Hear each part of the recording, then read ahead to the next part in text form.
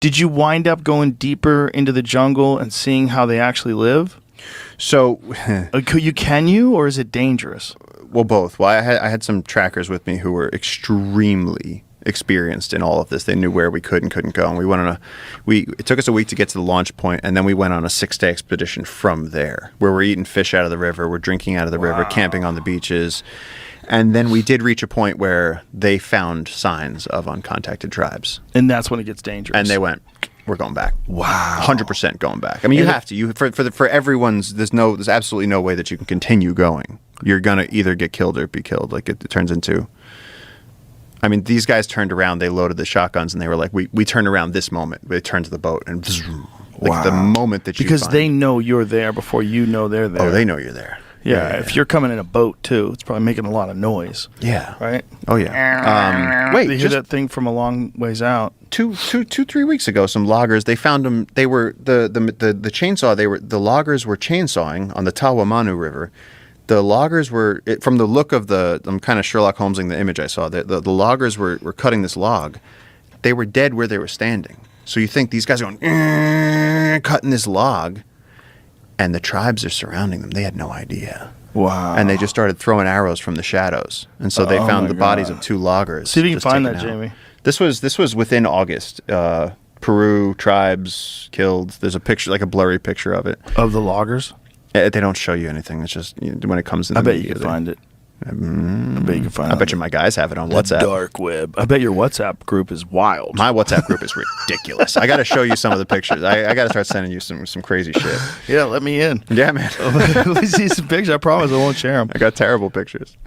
Because one time they killed these guys and their bodies were on the beach for a few days, and they blew up and became white, so they looked like the Michelin Man. But then when the vultures got to them, they started ripping out their eyeballs and disemboweling them. So by the time people went to find them, just skeletons. It was like the skeleton was half out of the face. It was some of the most gruesome shit you've ever seen. It was incredible.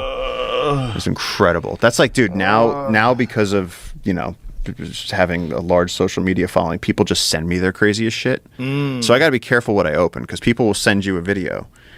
And like one thing that I found very disturbing, somebody sent me a video and it was like, here, click on this. And I was like, I don't know if I really want to.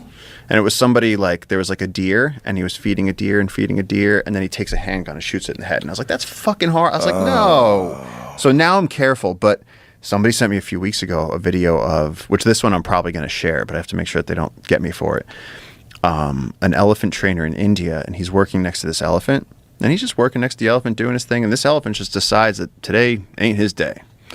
And the elephant just knocks him over and crushes his pelvis. Ooh. And then it's like, that's not good enough. So it pushes his foot on the guy's head and just flattens him. And it's all on video. Oh, my God. It's wild. Actually, Jamie, on there's one picture of, it might even say, it says elephant dead. And it's just a picture of a guy, his gun is broken in half, and his head is flattened.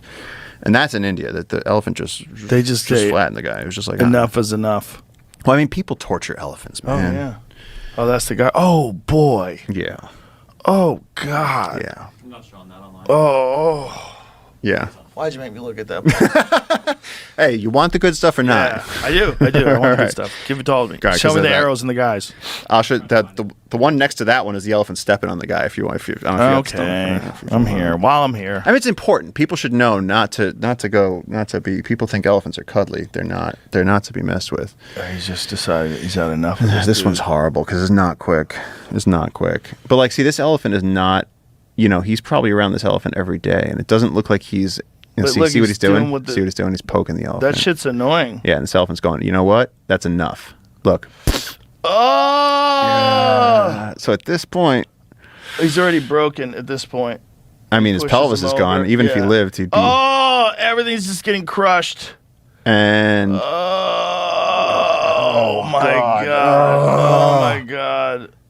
Oh my God. That's that. He just had enough. Oh, this is horrible, man. Just stomping this guy. He's already dead. He's dead now. He's oh my God, dead. he's so flat. That's so crazy. He's picking him up in his mouth. I mean, this elephant is angry. Oh my God, this guy's so dead. That's it. But I mean, that's not even a big elephant. And this other guy runs in to stop it. Are you out of your fucking mind? But that elephant's probably tired of wearing that fucking stupid outfit too. Yeah. Tired of getting poked at with a stick. Yep. Well, that's probably like a 5,000-pound Asian elephant, whereas the largest African elephant was something around 24,000 pounds. Oh my god. Yeah, these are 18-wheelers. They're huge. Yeah, and what's fucked up about that is like when you have tribes or towns or villages of people that are growing things, Yeah. and the elephants find it, they're just like, sorry, it's ours now. That's no more really food tough for you. because there's not enough jungle for the elephants, and then how do you turn down an entire field full of pineapples? Yeah, they're It's like, no, this is my pineapple. These now. are my pineapples. Yeah, they don't have any understanding of ownership. They're like, these are pineapples that are on the ground. No one's eating them. Of course I'm going to eat them. And they can eat all the pineapples. And so now everybody starves. And no one can stop them. People You come out, they can't throw do rocks a at them. They do it. You can't do a fucking thing. They'll push your house over. They don't care. Oh, yeah. They'll stomp you into the fucking dirt. They don't give a shit. Can I tell you my favorite elephant story from recently? Sure. So I started doing work with this private game reserve in Africa called Buffalo Kloof, and it's these incredible people, Warren and Wendy Rippin, and I started going over there because they were using post 9/11 veterans to protect their elephants and rhinos. But their elephants, they found out, they call it the Hallcroft herd. They found out that some Saudi prince had elephants in this reserve, and they weren't irrigating it, so the elephants were dying. So they went and they did a flight over, and they saw dead elephants, they saw dead animals, and I think there was 10 or 11 elephants that were still alive. And so they went to the South African court. They repossessed the elephant herd. The owners of the reserve that I work with, they went with a helicopter. You circle it around. They got the elephants together. They darted the whole family at once, all 11 elephants, got them on trucks, like semi-lucid, just kind of awake, got them onto trucks, transported them to Buffalo Kloof, where they're going to be safe, released them. And they said that when these elephants woke up and came off the trucks, and now they're in a private game reserve where they're going to be safe the rest of their lives, he said they just exploded. They went flying into the water, started drinking, playing, bathing, just eating everything. They rearranged the entire ecosystem. And one of the females was pregnant, and they didn't know that the female was pregnant. Wow. And so these people are doing this this crazy work where they're protecting black rhinos, which are critically endangered, elephants, white rhinos, all this stuff, and they're doing it through hunting. They're doing it where they have hunting. They have a reserve that is fenced in because South Africa, everything's fenced in. But the elephants and the rhinos, and at this point, we're keeping black rhinos on the brink of extinction. We're keeping them from going extinct.